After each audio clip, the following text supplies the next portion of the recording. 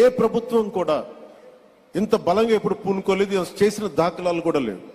వ్యక్తులు చేస్తుండొచ్చేమో, కానీ దీనిని ఒక ప్రభుత్వం నుంచి ఇలాంటి పథకానికి శ్రీకారం చుట్టినందుకు మనస్ఫూర్తిగా శ్రీ గౌరవ ముఖ్యమంత్రి శ్రీ నారా చంద్రబాబు నాయుడు గారికి మనస్ఫూర్తిగా వారికి హ్యాట్స్ ఆఫ్ తెలియజేస్తాను. ఎందుకంటే 90s లో అంటే ఒక నాయకుడు, ఒక పొలిటికల్ లీడర్ వచ్చే ఎన్నికల గురించి ఆలోచిస్తాడు, కానీ ఒక నాయకుడు, ఒక నిజమైన ఒక విజనరీ లీడరు వచ్చే తరం కోసం ఆలోచిస్తారు.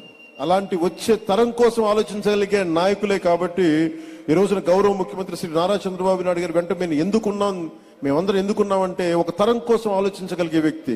ఇప్పుడు ఒక తరం కాదు, 2-3 తరాల కోసం ఆలోచించే వ్యక్తిగా ఉన్నాం. అందుకని వేదిక పైన ఇక్కడున్న ఈ బంగారు కుటుంబం, ఈ పాలసీకి ఉన్న వాళ్ళందరూ చూడండి, చిన్నపిల్లలందరూ ఇంకా ఇంటర్ చదువుకుంటున్నారు. వీళ్ళందరికీ నాకు పరిస్థితి బాగలేదు కానీ నా బిడ్డల పరిస్థితి బాగుండాలని ఏ తండ్రికైనా ఏ తల్లికైనా ఉంటుంది. వారికి ఎలాంటి చేయూతనివ్వాలి, ఎలాంటి సలహాలు ఇవ్వాలి, కొన్నిసార్లు ఆర్థికంగా కావచ్చు, కొన్నిసార్లు ప్రత్యేకమైన పరిస్థితులు కావచ్చు, ఏమిస్తే బాగుంటుంది అనేది ఈ నలుగురు కలిసి మనకి అటు ప్రభుత్వం తరపు నుంచి, అటు ప్రైవేట్ రంగం నుంచి, అటు ప్రజలు కలిసి పనిచేయటం, ఇది చాలా చాలా ఒక గ్రేట్ ఇనిషియేటివ్ మనస్ఫూర్తిగా. అది అంటే దాదాపు 1,70,000,000 మందిని ఈ డెడ్ కుటుంబాలని విశ్లేషిస్తే దాంట్లో 1,28,00,000 కుటుంబాలని దీని ప్రాథమిక మన జాబితా తయారు చేస్తే దీని నుంచి 30 లక్షల కుటుంబాలని ఎంపిక చేసి గ్రామ సభల ద్వారా దీన్ని